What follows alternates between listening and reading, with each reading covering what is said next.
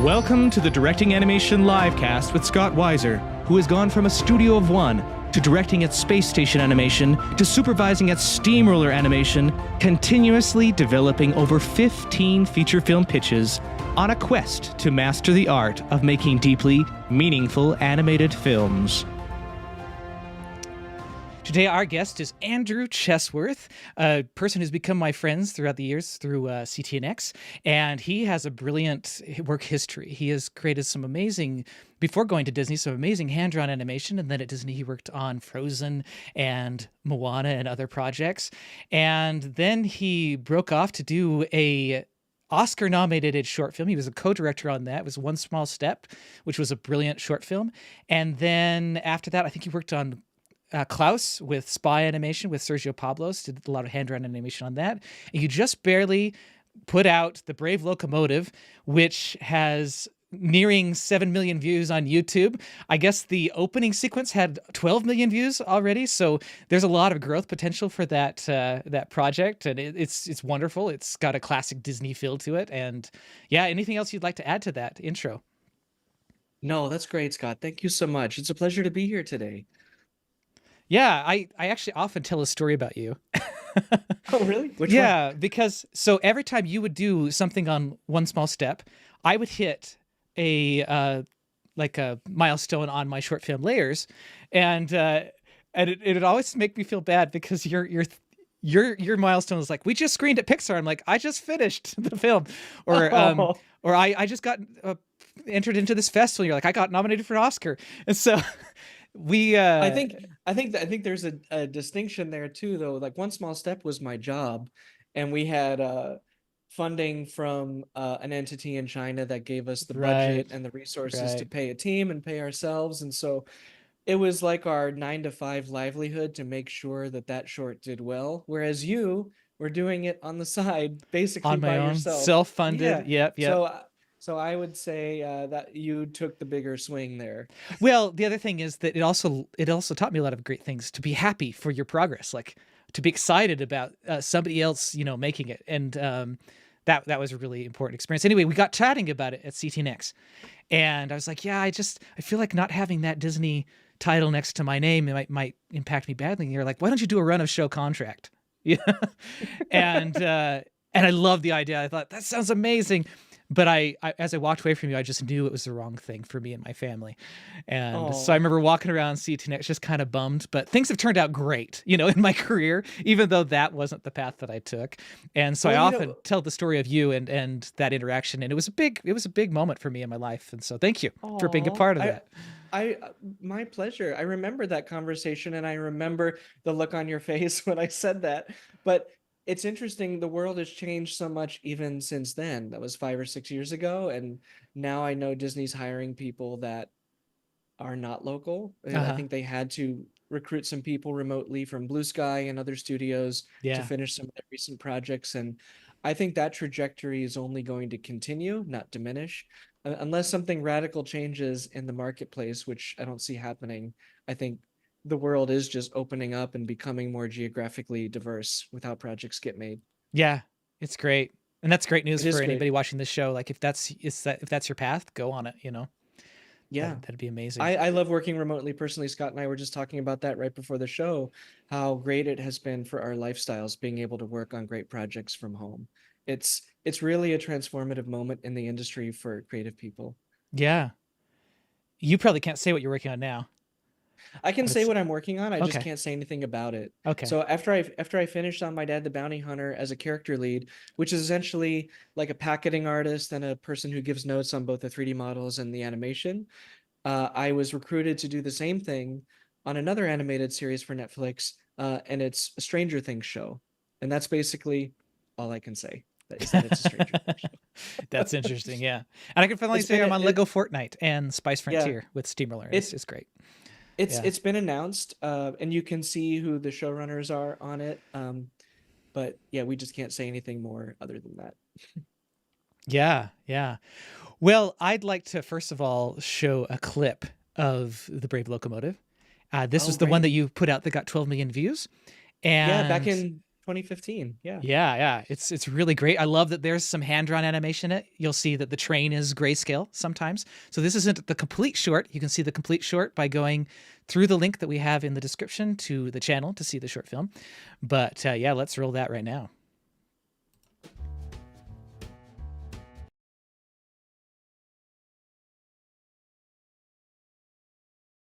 To all the birds and the beasts, toot, toot, Linus is his name, and Henry is his engineer, toot.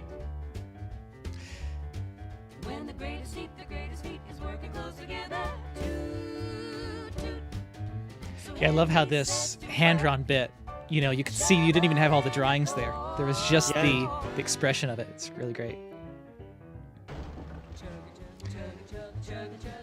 And whenever you see the train in grayscale, that was me indicating to myself that it was just a rough layout. So 3D layout without any performance animation on the train. Oh, really? Yeah. That Even the that- extra one that kind of falls off the mountain alone, or? Yeah, that was like unfinished. It was sort of like my layout was sort of animation blocking because it involved doing path curves for the train timed out properly, and then a little bit of you know, cog animation on the train as well to kind of match the timing of the boards. But then it still wasn't like fully fleshed out animation. So that was just my way of indicating to myself, like, you have more work to do here. Yeah, that's awesome. And it looks pretty great for layout. Yeah. And the clip's over now, but you were telling me that you released that because you didn't think you were going to finish the short film. That's right. That's Yeah. right. Because I started conceiving the film in fall of 2008, a year and a half after I graduated. And I had always wanted to do a love letter to the 1940s anthology films that Disney had made, like Melody Time, Make Mine Music, Saludos Amigos, Fun and Fancy Free, Ichabod and Mr. Toad. The list goes on from that era, but all those post-war films when they were experimenting and kind of like really flexing on their knowledge from the 1930s and kind of having fun and coming up with these new imaginative musical ideas. And so that was always a sensibility that appealed to me. And I didn't make the film to say this is a proof of concept for a feature or a larger project. It was really just me saying, I love this. This is something I want to do. This is an ability that I want to nurture, like this style of character animation. And about a year into doing the storyboards and developing the music, I realized just how daunting the scope of the project was. Then in 2010, I kind of took some time off from it to focus on my commercial work because I got some really exciting 2D opportunities in the commercial world. Yeah. And one of them was this 1-minute film noir project called Palm Springs that was an opener to the Palm Springs Film Festival. And I had like 5 months basically paid at work to just make that thing as great as possible with total creative freedom, essentially, other than making sure the festival committee liked it. And so that was a game changer for me to kind of work quickly and autonomously and get paid basically for not only my execution, but also my ideas. Mm-hmm. So 2010 was a seminal year for me. And going into 2011, I really started feeling that itch, like I want to work in feature. I want to work, you know, at a Disney or Pixar studio. And I had applied twice before, but not very like, I didn't really push the work that was on my reels when I applied in 2007 and 2009. So in 2011, I thought I've made a few more projects in the last couple of years. I want to really push this application to Disney Pixar. So in March of 2011, I sent an updated reel with Palm Springs and some of my other student and recent commercial work on there. And that was the one that got me into Disney. And to tie this back to the Brave Locomotive, once I got into Disney, I didn't have a whole lot of fuel in the tank to dedicate to that project because I got my dream job that I'd wanted since I was a kid. And Locomotive, there was a part of me that thought, if I make this project, Disney will notice me. But it was other work that I did that got me noticed by Disney that was not, you know, specific to that 40s era of animation. Yeah. So Locomotive, over a decade ago, had kind of served its original purpose already and was incomplete. And it wasn't until after I'd had a career at Disney and at Taiko and at Netflix, and then a pandemic happened, that I felt this personal urge to like finish this concept that I fell in love with so long ago. So in June of 2020, I started a Patreon, and I was making X amount of dollars each month to pay background artists and animators to finish other scenes for me while I was doing layout, editorial, rough animation, and scene planning myself. And so that they were kind of like subsidizing my completion of the film. And then 2.5 years later, coming out of the pandemic, the film was done at the beginning of 2023 and starting to begin its festival journey. Yeah. Ha. That is It's a wild, it's been a such an wild awesome ride. story, you know? And we talked about, the difference between like layers and one small step. You're taking that big swing, you know? You've been taking Yeah. it over several years, but I find that's how it has to go. Especially if you Yeah. have a passion project that is going to require a lot. It's going to push you way beyond what you're normally feel like you're capable of. And Yeah. that's great. And I think it's important, especially if you want to be a filmmaker, on top of just being a character animator or a designer, it's important to have a calling card that means something to you. Like a long time ago, the Palm Springs 1 minute short was kind of my calling card. And I heard from a recruiter at Disney that that was the piece on my reel that stood out and kind of tipped the scale. Mm-hmm. And it wasn't even CG, it was a hand-drawn piece, but they Yeah. still felt that there was something there that added value to my CG work on my Oh, I feel reel. like there was something there. In fact, I like it more than your CG work in a way, you know? I do too. Well, not to make this all about Palm Springs, but I still get told regularly by a couple of close friends that that is the best thing I've ever done. Uh-huh. And that is a high bar for me to live up to, because I'm like, well, that was my job and it was for a very specific purpose. And it was a micro short where the whole point was like, how much pastiche of film noir can you pack into 1 minute to sell this concept, Mhm. right? And so that's part of the fun of it. And so like blowing that up to a feature, it becomes a different thing, right? Like you 90 minutes of just film noir parody, like there has to be another element to that story to justify like why am I getting 90 minutes of this now? Yeah. So that's why I look at every project kind of has to be perfect for the format. For what it That is. Yeah. that project was perfect for the 1 minute format to kind of give you a bite size, adrenaline shot of film noir.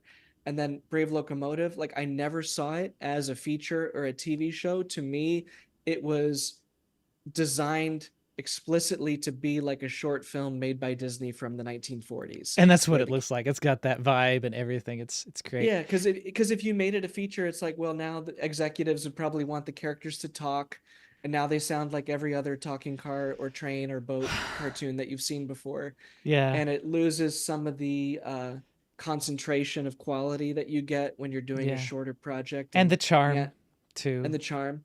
Yeah, everything kind of has to be right for the format.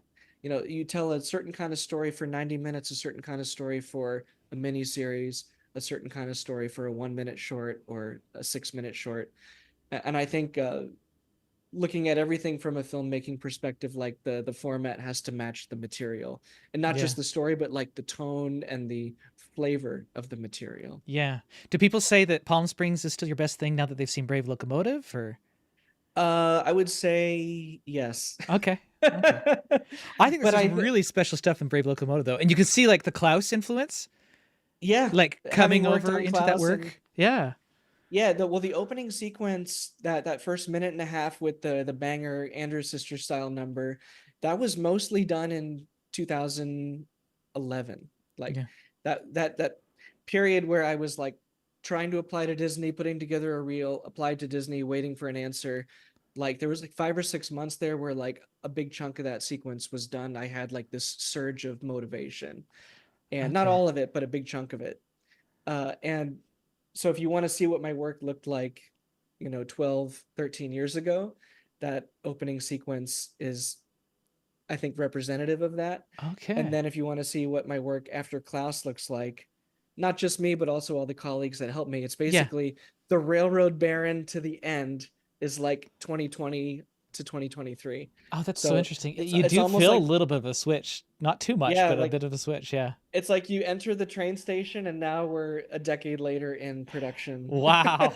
That is crazy. It's not glaring though, so that's good. It's a The- pretty I think subtle one- thing, but One of the only shots that I did, I actually did it while I was at Disney, just during like a break I think between Frozen and Big Hero 6, like a couple weeks break, as I did that shot of the vultures, because that was in the original animatic, and I was like, this is like a one-off shot. Maybe I'll just do like the vultures for fun. And so Yeah. that one is slightly newer, and that vulture shot actually was on my Klaus application reel, because they reached out to me, but they still wanted me to formally submit a reel for, casting and familiarity purposes, Yeah. Yeah. and so I put the vultures on there. It's probably why I got Mrs. Crumb, to be honest. I mean, Oh, really? Yeah. Palm Springs and the vultures are probably why I got cast on Mrs. Crumb on Klaus, because like, oh, it's kind of a spooky, angular, you know, edgy kind of character. Oh, that's fascinating. Interesting. And then one thing that should be noted is these Patreons. They're not a joke, right? They're hard to do. They're hard to set up. Crowdfunding Yeah, is what it is. And easier logistically than Kickstarter. So yeah, definitely. for anyone listening who's familiar with the very successful independent animator Vivian Medrano, she's responsible for Has Been Hotel, Hell of a Boss, and now the Has Been Hotel series for A24. She consulted with me when I reached out to her, like, how should I do this independently, like Indiegogo, Kickstarter, Patreon. And she was like, well, this is a very specific kind of project where like the goal is to be a one-off, high quality execution. And so it's one thing to like do a pilot and find like a more limited production scope and then scale it up, but for you it's about finishing this thing. Mm-hmm. And if you do Kickstarter, you're basically going to be spending a lot of your time as a like merchandise coordinator, Fulfillment, and yeah. yeah, fulfillment and marketing, exactly. Yeah. And you might not be spending the time that you personally want to spend on the craft. And she's like, if you do Patreon, it'll take you longer. You might not make as much money in like a net capacity, Mm-hmm. but you might be able to work at a pace that suits you, and you can monetize visibility into the process over fulfillment and That is swag. brilliant. Yeah, I've done 4 personal Kickstarters and then helped with over 50 Yeah. in entrepreneurial capacities. But yeah, the one that didn't fund was Layers, and I was so glad because I started to realize, like, look at what I owe all these people. Like this is going to take so much Yeah. time, and I just want to finish a film. And yeah, it was kind of nice that thing failed, and it didn't fail spectacularly. Like we raised a good amount of money, we just didn't hit the $54,000 that I felt like I needed. Yeah. But then I got a grant, and I had some Oh, business funds wonderful. of my own business that I could put into it, and it became a bit of a calling card for my freelance work. So, yeah, that's the best route. Is what it sounds like is a Patreon, and then you can keep people involved in the process of the development, which is Yeah. And great. the higher tiers of payment yielded higher amounts of transparency into our process. So if you wanted spoilers, you could pay for them. And because the film was a short and not a feature, and it was following a very specific template from the 1940s in terms of like the storytelling flavor, I wasn't as scared about leaks. I mean, I didn't want leaks, but I wasn't like, oh my gosh, I'm going to spoil my $100 million movie if somebody leaks something. It was more, Yeah, oh, this is a passion project. There's already a minute and a half of it on YouTube that got people excited in the first place. So I want this to be about the joy of making something and watching somebody and a small team make something. And that ended up being the right route for this project. It's not going to be the right route for every project, but it was the right route for this one. yeah, And I think that's another thing to kind of be conscious of as a filmmaker, is like, who's your audience? What are they interested in about it? Are they interested in the craft? Are they interested in like, the intriguing, mysterious plot that they don't want to have spoiled? Like, is it more for kids, more for adults? I saw this as like for families and kids, and maybe people who are getting into animation and want to watch something ambitious get made at a high level in an independent capacity. Like, I thought there was a lot of draw for this particular model that yeah. could support it. And it was easy to advertise the Patreon because I already had a big following on YouTube. I had a decent following on Instagram and Twitter. And I thought the project has enough of a interesting draw to it based on the craft that it might attract enough followers to justify that monthly spend on backgrounds and animation assistance. And I was telling Scott again before the call, uh, however much I was bringing in a given month is how much I was paying out in that Yeah. month. So if I made, $1,000 a month, I could afford a few backgrounds that month. Or if I made like $2,000 a month, kind of over 2,000 at the peak, I think less than a year into the Patreon, then that was like, okay, I can do like several seconds of animation and a few backgrounds. And so you kind of started seeing an aggregation of speed as it was picking up followers. And Yeah. then it kind of did reach an apex where like a lot of the animation was done, and then interesting new pencil tests kind of slowed down on the Patreon, and so followers would kind of drop out, but then it was still enough to cover the rest of the backgrounds and the music. So there was kind of like this arc to the income on the Patreon over time that ended up being perfect for like the scope of work that was needed. Because like the more you're producing, the more interesting things there are to like pay for and like peek into, Yeah.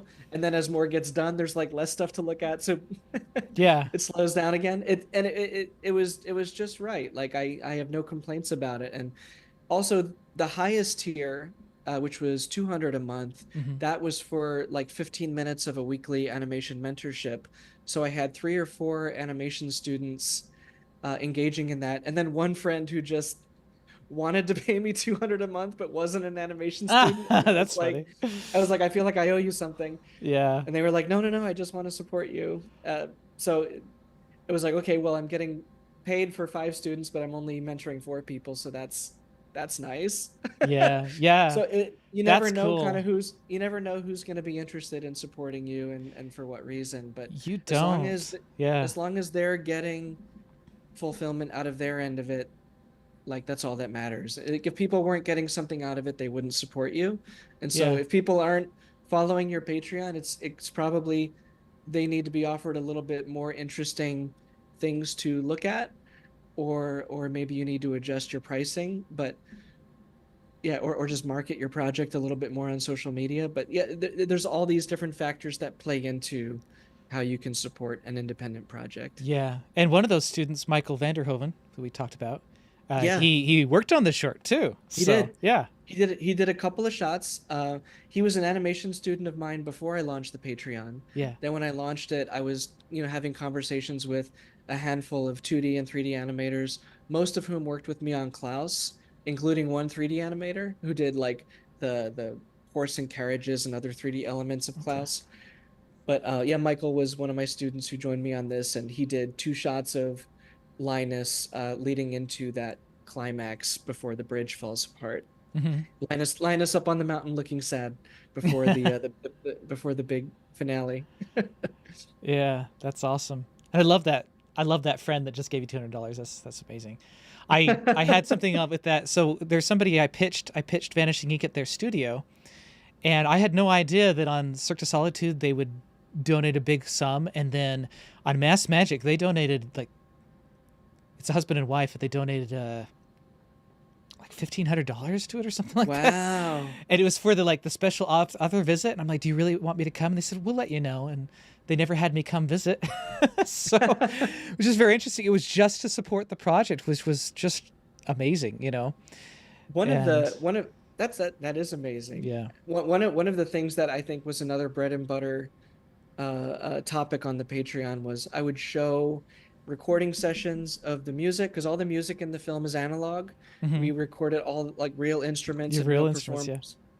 And It's so awesome. we always had, because we recorded it in bits and then layered them on top of the original track, because the original track was just the 3 singers, the piano, the bass, and the drums. So all like the accordion, harp, banjo, fiddle, all that stuff was separate things layered in later. So it sounds like they're all in the same room together, but they were all recording separately. So I always had like a new track to kind of play, or show at least photographs or images of those sessions. And I think it was really illustrative of like what the process was making this film. Yeah. That's great. I'm also thinking about this idea of the contrast between your commercial work and then your more personal work, right? Do you get a lot of people coming to you and saying, oh, I wish I could do the kind of stuff on the side you're doing? Um, and Yeah, but I don't know if they know what goes into it though. And I think also there yeah, was a very I also think for Brave Locomotive, and I'm not ashamed to admit it. I think there was like a very peculiar obsession with like this specific era and style of animation that drove me.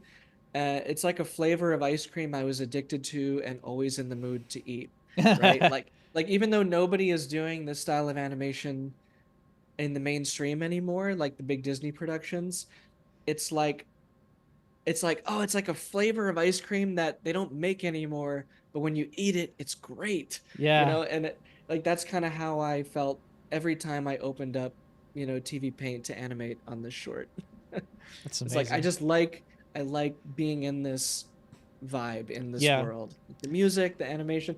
So if you're doing a passion project on the side, I would strongly advise that whatever it is, whether it's funny or serious or, you know, cartoony or realistic, it has to be a form of comfort food for you, so that even though there is an element of labor and work to it, it feels like an escape hmm, from whatever you're being paid to do or doing most of the time. yeah, So that's what this project was for me, and that's why it is the way it is. yeah, And that's how I think it endured for me on the sidelines, at the beginning and end of a 15-year timeline. yeah, It's like I used to say 15 years in the making, but like kind of two at the front and 2.5 at the back. yeah, So if you were to put those contiguous, you know, months of working on the film together, it would probably amount to like 4.5, 5 years.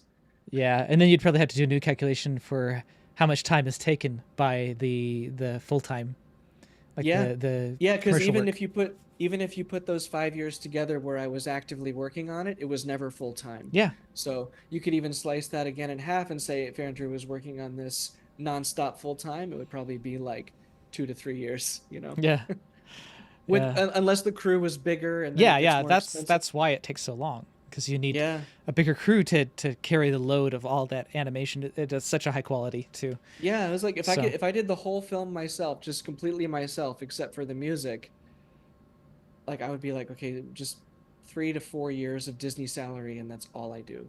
yeah, yeah. And I love how you said your answer to that question about people coming up to you and saying, "Oh, I wish I could do this thing on the side too," was they don't know what goes into it, and that's kind of often I often quote Martin Scorsese in his masterclass where he's like, "If you think it would be fun to be a director, this course is not for you."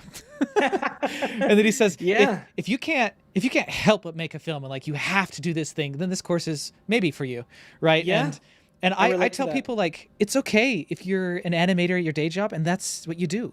You don't have to think that you have to do more than that if Yes. what you really enjoy is just animating a shot or a test on not what do you call them in video games we don't call them tests, we call them cycles or Oh, yeah, emotes yeah. or anything like that. Yeah, so yeah, Well, it's kind of like not every actor wants to be a director. You yeah, think of like, there's famous movie stars like George Clooney who become directors, and there's famous movie stars like Cary Grant who just like being the leading man for yeah, decades and decades. And I think if you're an animator and you feel like, should I want to be a director? Do I want to be a director? Like, it's almost not even a question. Like for me, like if I had enough money, I would just sit at home and make films until my life is over. same. Like that's because Same. that's what I enjoy the feeling of like putting on a little show.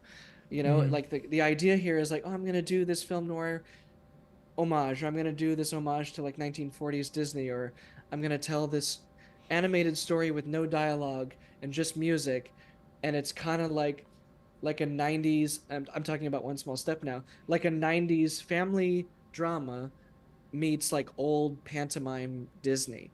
And so like One Small Step was deliberately designed to feel contemporary and old fashioned at the same time. Mhm. And like so just that exercise alone, knowing that it's supposed to feel new and vintage, like it informs your choices, and it's an interesting puzzle to solve. And when you're a director, it's nothing but solving puzzles all the time. Yeah. Puzzles of like human interaction, like how do I motivate this team and keep them invested and excited and feeling like they're getting something out of this experience on this collaboration. And also the puzzles of story and the puzzles of scope and shot design and what's the right way to communicate this scene. And one of my favorite anecdotes about slimming down the Brave Locomotive for the 2020 onward era of completion was I cut out like 2 whole sequences that I didn't need, and Oh, there was interesting. already music scored for it. Oh. One of the sequences I just cut completely because I didn't need it. It was showing the building of the bridge before we suddenly reveal it in the Samson sequence in the middle of the film. It was like, well, time has passed. We can assume that this was built to accommodate Samson. And then the other sequence that was cut was kind of this World's Fair where you see the Baron's daughter and the Baron and Henry kind of showcasing Samson for like all these, press people in bowler hats. And then Katrina, the daughter, she breaks a wine glass on Samson like he's the Titanic. And then they climb aboard and he zooms away. And it was like, but we already saw this. Like we already saw Samson like building the town and doing all this stuff. So why do I need to show it again? And so I just turned that whole sequence into just like a newspaper, like a spinning newspaper with one image and headline, as like just to show that like, yep, the whole world knows that he's like a big deal now. That was it. So you can sometimes just take one image and substitute an entire sequence and tell the same story. So it's kind of like, where do you want to spend your money for spectacle and character performance and audience investment? And I would say that lesson was one that I learned from One Small Step in terms of like how to like allocate properly for certain moments in the film. Because in Yeah. One Small Step, there was an early cut where the whole film felt like a montage just from end to end, and you never had these breaks where it felt like you had like back-to-back shots that were all happening in real time where you're like in the moment with the character. Hmm. Because even though you could compare it to Up, that montage is a great, it's like a 9-minute montage, so they have Hmm. more time, and it still lives within the body of a larger film that has real-time scenes that play out before and after. So for One Small Step, it became, how do we keep the benefits of a montage, fit it into 7 minutes or less, and still have real time moments where you get invested in the characters. So we ended up squeezing and compressing some story beats into like one shot so that we could have like the playtime with the young girl and the father for like a minute and a half, and then other scenes later when she's grieving for him, or like learning that she got accepted into the the Space Academy. Hmm. So yeah, so going through that experience on One Small Step and allocating story business properly for maximum audience investment, like applying that to Locomotive was great because it was like, okay, this whole World's Fair thing, that can just be a newspaper because I want to spend my money on the real-time adventure and suspense of this bridge sequence where we're in the moment with the characters and it's life or death, and I want to spend more there and less on just the exposition stuff that isn't as interesting or emotionally engaging. Yeah. That's a really good point. So let's talk a little bit about Amy Lewis. Yeah. I knew her like through Chris Oatley years ago as she was just trying to break in, and it was really cool to see her getting all this experience with you. And I think she was working on SpongeBob with Yeah. Nickelodeon and other Her things. SpongeBob stuff is perfect. Yeah. Just perfect. I had lunch with Amy just a couple days ago. Oh She's in yeah. LA this week, and Oh nice. yeah, for I think a rap event on a SpongeBob project she worked on. Okay. But yeah, she actually ended up being my second art director on the project, specifically background art director. My first art director was a student of mine back in 2011 named Ali Strom, who Okay. works, I believe, at Riot now. Okay. But she was in my storyboarding class and she just demonstrated this immaculate painting ability. So most of the backgrounds in the opening sequence and the intro to the Baron when he starts singing in the railroad station, those are mostly Allison's paintings. And then, a decade later when I started the Patreon, uh, Allison wasn't available, and I was interested in another background art director to do the remaining, 2/3, 3/4 of the film. And I connected with Amy on Instagram because she had done this beautiful plein air of a train going through a field, and it had these warm, rich, vibrant colors. And there was a classical feel to it, but also a very contemporary knowledge of painting. And there was an adaptability to her work that I noticed in her portfolio. So I thought she can probably pick up the rules of this thing and run with it. And sure enough, she did. And so after a couple of backgrounds, I asked her, do you want to be my background art director and kind of help steer the other background freelancers on the show? And she took that bull by the horns and just ran with it. So Yeah. she really owns, I think, the quality and consistency of the backgrounds for, the last 5 minutes of the film, essentially. That's really great. That's fun. It's fun that you discovered her and it worked. It just worked. Yeah, Yeah. I didn't reach out to her right away and say I want you to be art director, but I saw something there that if Yeah. the relationship worked, You thought it could possibly become, yeah. it could, yeah, if she was, on board with the project. Um like she painted a train, so she's not averse to trains as subject matter. And then on top of it, she's got versatility of style, and she had a nice way of talking about her work online that I was drawn to as well. And that seemed to lend itself to our remote way of working because our whole team was connected over Slack and email. And so having Slack channels for the character animators and the background artists was really helpful for artists to speak among each other Mm-hmm. about the project and not having everything go through me. Because I didn't have a producer, I didn't have a coordinator. Like I was the prod team and the creative leadership. So having the artists be able to talk to each other was really helpful. And having somebody like Amy, who was a designated lead art director, was also helpful. Like there was always somebody who understood the rules of the project that people could talk to. Yeah, that's great. And then even on the music side, I mean, Tom was basically the music producer. He recruited all the singers and all the instrumentalists and arranged all the sessions. And all I had to do was kind of give him my basic direction and feedback and compensation to kind of make sure everyone was paid. And my involvement with music was very hands off, except for just communication and needs for the film. So Yeah. that was really, really great. It reminded me of the Boogie Woogie Boogle Boy. That song. Yeah, Boogie Woogie Bugle Boy was the Anders Sisters song that we benchmarked for that opener. Yeah. Like in my very first conversation with Tom back in 2008, we watched Little Toot, the Disney short, Uh-huh. and we watched Boogie Woogie Bugle Boy. And we're like, this is the flavor, except it's, about a happy little train in his golden age before his whole world gets, turned obsolete. Yeah. I also love So, how you told me before the show that you didn't think this would appeal to Thomas the Train fans, and yet you have this big yeah, part of the fan base of the film that love Thomas the that's Train. right. I mean, it gets understandably compared to because it's a happy little blue train that's very family friendly. But my comparisons when I was developing it were explicitly Little Toot, Casey Jr. from Dumbo, The Brave Engineer, the Disney short about Casey Jones, Susie the Little Blue Coupe, the Bill Pete cartoon about a car who also becomes obsolete and finds a second life.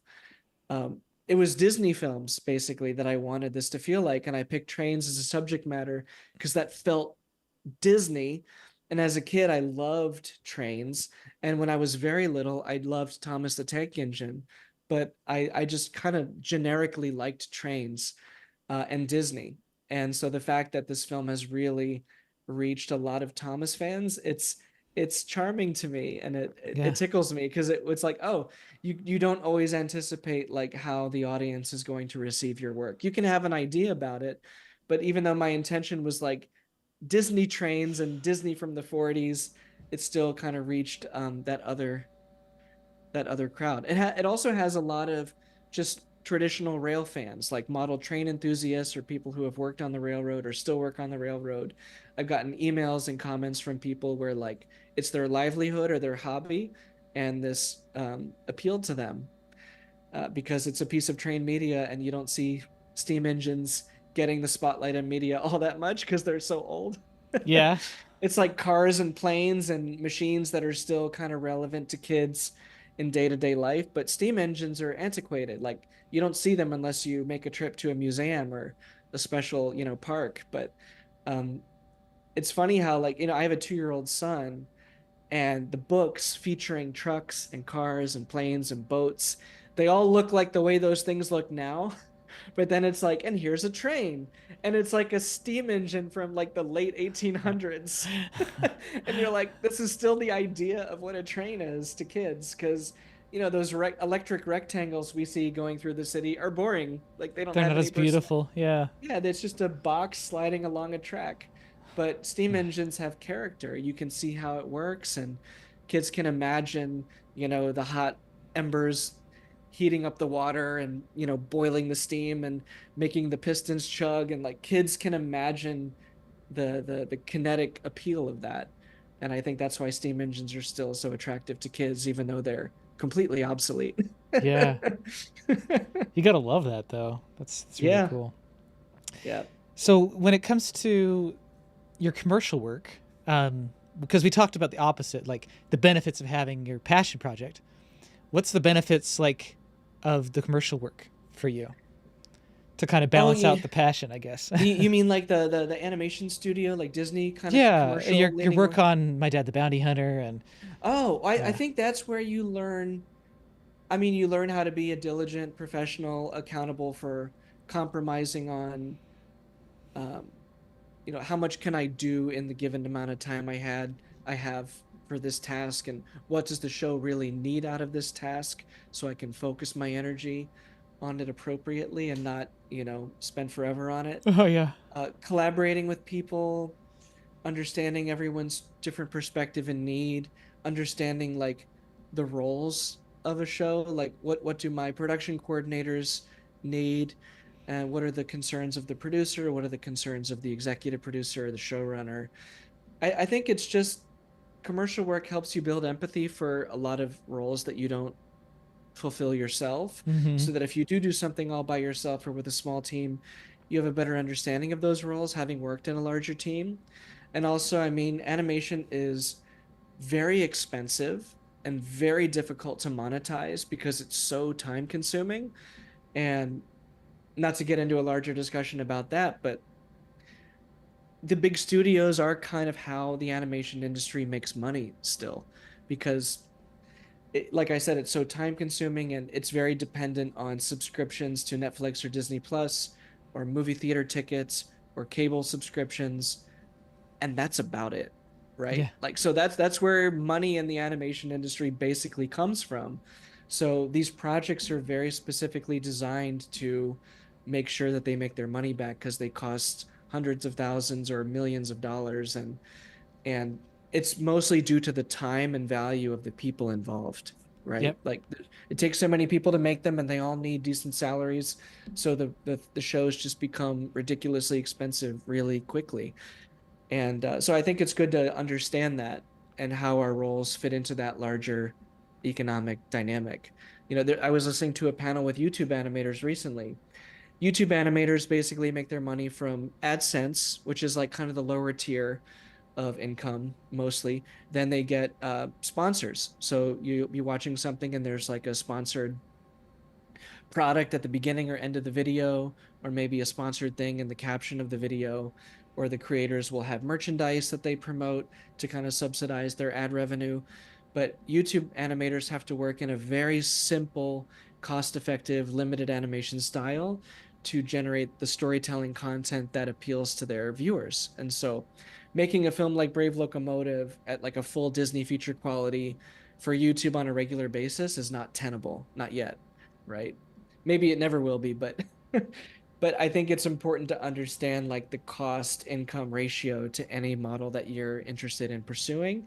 Because I was not interested in Locomotive as like a for-profit studio endeavor, I could take my time on it, and my time was my value. Like I was spending more of my time than my money, so that's why on paper it's not particularly expensive. But because it took a long time and I needed the Patreon to support the other people helping me, it still ended up being expensive, but it was nice to have Patreon be the reason to spend money on it.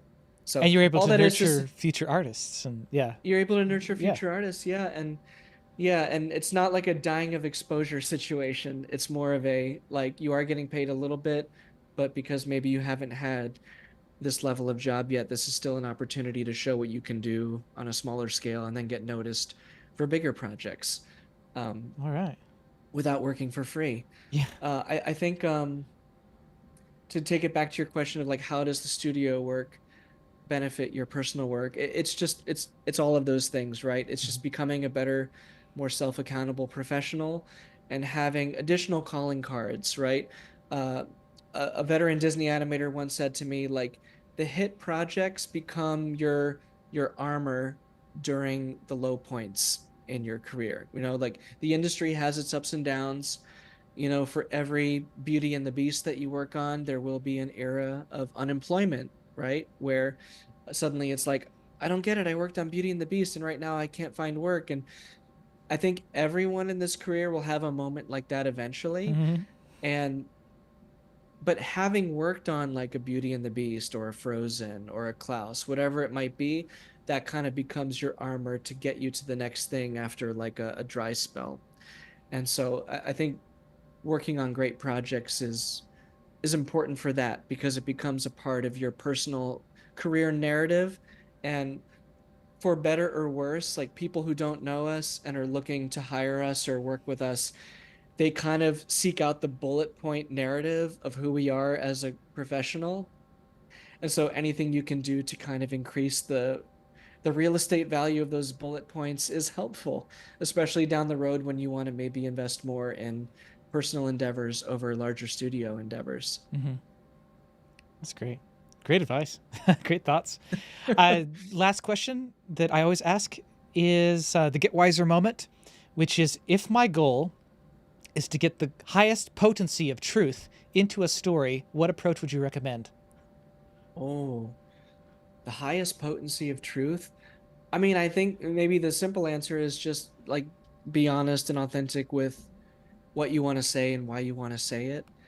Um, like with Brave Locomotive, I never had any like misconceptions about like the fact that this was simply a love letter to many of my favorite things, right? Classic Disney, musicals, old-fashioned trains, and like a style of animating that's no longer in fashion. uh, and so that's what it is, and that's why it is the way it is. And I also wanted it to be faithful to like the realities of the march of time, and things do become obsolete, but it doesn't mean we have to fall out of love with them or not keep them in our lives somehow, right? Like, in the world of the film, diesel trains and airplanes and modern technology took over, but this engineer and his wife, they still ran this kind of vintage railroad because that's what they were passionate about. And so that was sort of like a microcosm of my passion for old-fashioned animation in the modern world using modern tools. Yeah. And I think for One Small Step, it was about, I didn't share the heritage of the characters that I was depicting. My producer was Chinese American, my co-director was Filipino American. Both of them grew up in single family households.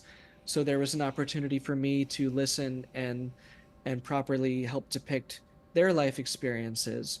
But one thing we all shared in common was we all had parental figures who supported us unconditionally. And we realized how fortunate all of us were to have that, and that's why we are the way we are. And the film kind of went out of its way to celebrate having those people in your life, because that's often how we're able to reach the dreams that we aspire to. So even though it's a film about an immigrant girl who wants to become an astronaut, Bobby and I were American boys who wanted to become animators, but Hmm. we were looking for analogs in that life experience to kind of tell this metaphorical story of reaching for the stars. So I think finding the truth in your work is just listening to your own life experience and the life experiences of others, and not superimposing some kind of like abstract cartoon logic on top of it that pulls away from the truth, Oh yeah. right? Like, even if you're doing a steampunk wacky world for your film, and the characters dress funny and have funny machines that they interact with, you have to find the core. Like, is my steampunk story about a father and daughter? And if so, why is this like my life or the life of somebody that I know?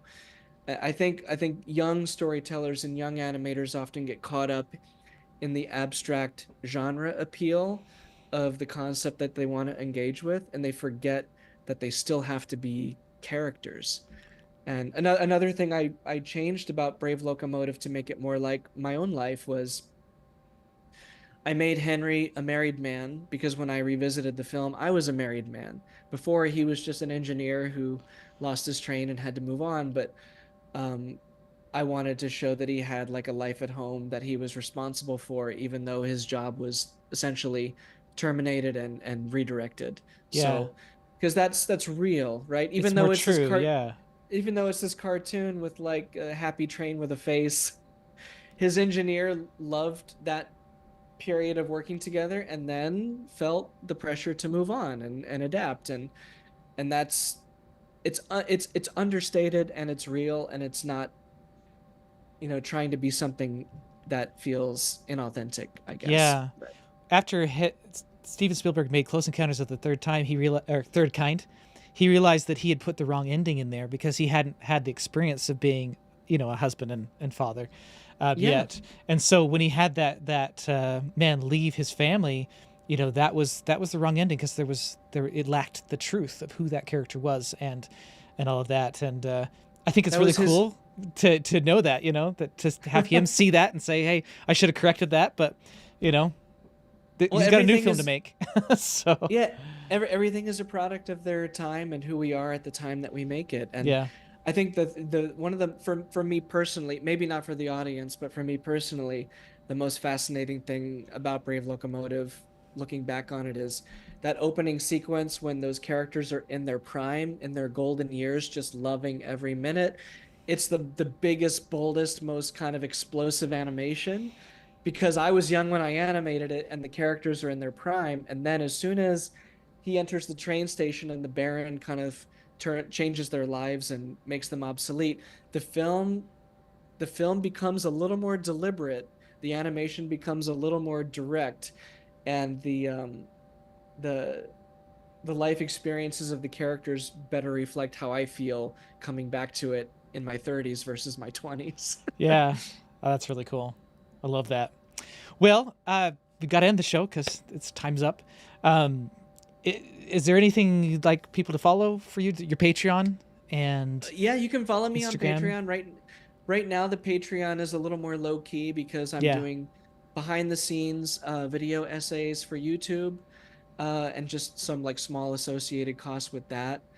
And then I'm doing some prototype merchandise, a train plushie, and then standardized wooden railroad trains, because I've gotten a lot of requests from parents for both of those. Okay.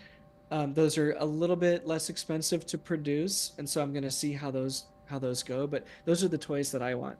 I want the wooden train versions that my son can play with. So yeah, if you're supporting the Patreon now, you're supporting some prototype merchandise, some behind the scenes video material for the YouTube channel, and an art book that should be available by the time CTN and Lightbox come at the end of the year. That's sort of something I'm doing for the crew, because the crew really wanted there to be an art book, and I do too. And so to make it happen, I needed to keep the Patreon going a little bit longer. Okay. And then if you want to follow my YouTube channel, I'm A Chesworth on YouTube, and Andrew_Chesworth on Instagram, and A_Chesworth on Twitter. And I just started a TikTok today because I had some people saying you should post some clips of making the film on TikTok. So now I'm Andrew_Chesworth on TikTok with no posts yet. Oh, great. But I will soon. There'll be coming posts soon. Yeah. Coming soon. Yeah. Great. YouTube is probably the most relevant place to follow me for specifically the Brave Locomotive right now, if that's what you're interested in. That's great. Okay. Well, thanks for being on the show. And until next time, I hope we all get a little wiser. Thank you for watching the Directing Animation Livecast, hosted by Scott Weiser, audio version edited by Kiera Horowitz, copyright Scott Weiser LLC 2024. Don't forget to subscribe and ring that notification bell.